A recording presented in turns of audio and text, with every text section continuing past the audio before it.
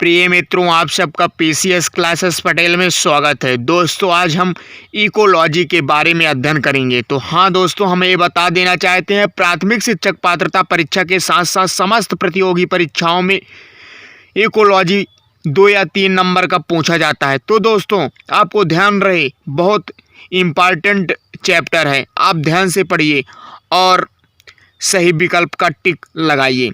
हाँ तो दोस्तों, आइए देखते हैं इकोलॉजी। इकोलॉजी अंग्रेजी शब्द है हमारा। तो इकोलॉजी का हिंदी शब्द पारिस्थितिकी होता है। तो दोस्तों, आपको ये बता देना चाहता हूँ कि इसका आशय बहुत ही सरल एवं सटीक है। तो दोस्तों देखिए, सजीवों और वातावरण में स्थित तत्वों के परस्पर संबंध को पारिस्थितिकी कहते हैं। क्या दोस्तों? सजीवों और वातावरण में स्थित तत्वों के परस्पर संबंध को पारिस्थितिकी कहते हैं। और पारिस्थितिकी को पर्यावरणीय विज्ञान भी कहा जाता है। ये भी बहुत इम्पॉर्टेंट टॉपिक है। पारिस्थितिकी को पर्यावरणीय विज्ञान भी कहा जाता है। इसके साथ पारिस्थितिकी शब्द का पहला प्रयोग 1866 ईस्वी में अर्नेस्ट हैकल ने किया था। ये भी इम्पॉर्टेंट है, इसे भी नोट कर लें दोस्तों। 1866 ईस्वी में अर्नेस्ट हैकल ने किया था पारिस्थितिकी शब्द का पहला प्रयोग। तो इसके आगे हम आपको बताएंगे दोस्तों, पारिस्थितिकी तंत्र क्या है। आडम के अनुसार प्रकृति की संरचना एवं उसके कार्यों के अध्ययन का पारिस्थितिकी तंत्र कहते हैं। क्या है दोस्तों? प्रकृति की संरचना एवं उसके कार्यों के अध्ययन को पारिस्थितिकी तंत्र कहते हैं। इसके प्रकार देख लेते हैं दोस्तों। मेगा अंग्रेजी शब्द है वृद्ध, माइक्रो लघु, नैनो सूक्ष्म। तो मेगा का एग्जाम्पल है महासागर और स्थल। तो दोस्तों, इसके साथ पारिस्थितिकी के तत्व एवं घटक भी जान लेते हैं।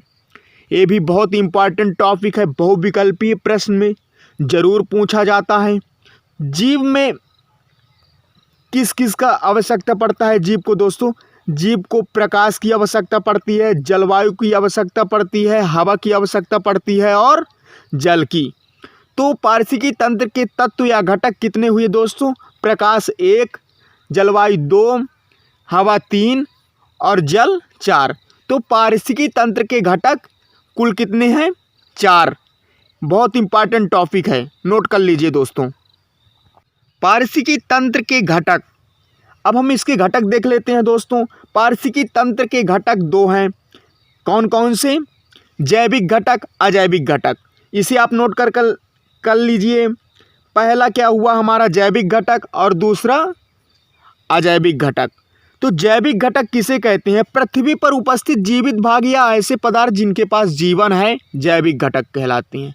मतलब बायोटिक कहलाते हैं। बायोटिक हमारा जैविक घटक का अंग्रेजी शब्द है। तो हाँ दोस्तों, इसे नोट कर लीजिए। पृथ्वी पर जहाँ हम हैं, मतलब पृथ्वी पर जीवित भाग या ऐसे पदार्थ जिनके पास जीवन है, वे जैविक घटक कहलाते हैं। इसी के साथ अजैविक घटक देख लेते हैं।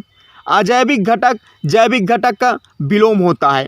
जैसे कैसा? अबायोटिक, पृथ्वी पर उपस्थित अजीवित। यहाँ क्या था जैविक घटक में? पृथ्वी पर उपस्थित जीवित भाग। तो यहाँ अजैविक में अजीवित भाग हो जाएगा। ऐसे पदार्थ जिनके पास जीवन नहीं है। और जैविक घटक में क्या था? ऐसे पदार्थ जिनके पास जीवन है। तो जैविक घटक कहलाते हैं जिनके पास जीवन नहीं है या पृथ्वी पर उपस्थित अजीवित भाग को अजैविक घटक कहते हैं।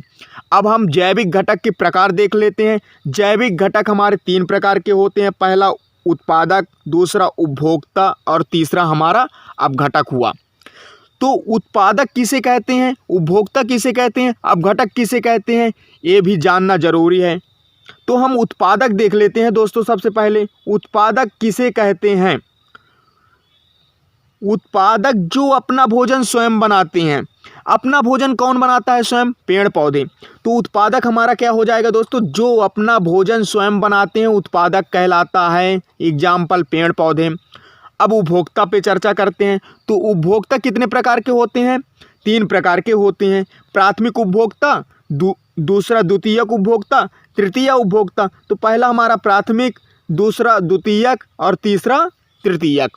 तो प्राथमिक उपभोक्ता उत्पादक को जो अपना भोजन बनाता है, उत्पादक जो होता है तो अपना भोजन जो बनाता है, जैसे बकरी, हिरण, ये हमारा प्राथमिक उपभोक्ता हो गया। और द्वितीयक उपभोक्ता प्राथमिक उपभोक्ता को जो अपना भोजन बनाता है। तो बकरी और हिरण को कौन अपना भोजन बनाता है? शेर और बाघ। तो प्राथमिक उपभोक्ता उत्पादक को जो भोजन बनाता है, जैसे बकरी और हिरण। और दूसरा द्वितीयक उपभोक्ता प्राथमिक उपभोक्ता का जो भोजन करता है, शेर और बाघ। अब तृतीयक उपभोक्ता जो सर्वाहारी होता है, सर्वाहारी एग्जाम्पल मनुष्य। तो हम इस टॉपिक पे, उपभोक्ता टॉपिक पे चर्चा कर चुके हैं। अब तीसरा क्या है? अपघटक। अब घटक क्या कहलाता है दोस्तों? जो उपभोक्ता को भौतिक तत्वों में बदल देता है। क्या? जो उपभोक्ता को भौतिक तत्वों में बदल देता है, अब घटक कहलाता है। नोट कर लीजिए। इसके बाद हम देखेंगे अजैविक घटक। अजैविक घटक मतलब अबायोटिक। अबायोटिक किसे कहते हैं? आपको हम बता चुके हैं। पृथ्वी पर उपस्थित अजीवित भाग या ऐसे पदार्थ जिनके पास जीवन नहीं है, अजैविक घटक कहलाते हैं।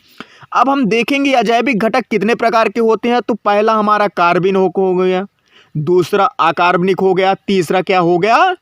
भौतिक।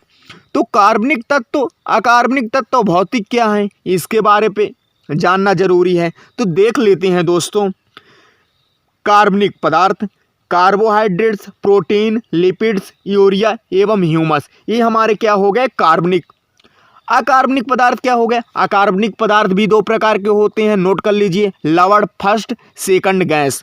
तो हमारा लवण कौन कौन से हैं और गैस कौन कौन से हैं, इनकी आप थोड़ी सी एग्जाम्पल देख लीजिए। नाइट्रोजन, कैल्शियम, पोटेशियम, मैग्नीशियम, ये हमारे लवण हो गए। और gas O2, N2, CO2, H2, NH2, ये हमारे क्या हो गए? गैस। तो मतलब लवण और गैस ये दोनों क्या हैं?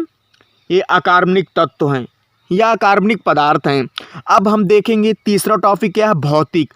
भौतिक भौतिक हमारा हवा हो गया, प्रकाश हो गया, ताप हो गया, विद्युत हो गया, जल हो गया। तो दोस्तों आज हम पारिस्थितिकी तंत्र, पारिस्थितिकी एवं पारिस्थितिकी तंत्र के घटक, पारिस्थितिकी के घटक, ये 4 टॉपिक पे हम आपको बता चुके हैं। 4 टॉपिक में से 4 नंबर का आना निश्चित है। तो दोस्तों प्राथमिक शिक्षक पात्रता के लिए बहुत महत्वपूर्ण प्रश्न है एवं साथ में समस्त प्रतियोगी परीक्षाओं में पूछा जाता है। तो दोस्तों आप इसे नोट्स में नोट कर लीजिए और अगले परीक्षा के लिए तैयार हो जाइए। तो दोस्तों अभी तक अगर आप हमारे चैनल PCS क्लासेस पटेल को सब्सक्राइब ना किए हों तो आप हमारे चैनल को लाइक, सब्सक्राइब एवं शेयर जरूर करें। धन्यवाद। जय हिंद दोस्तों।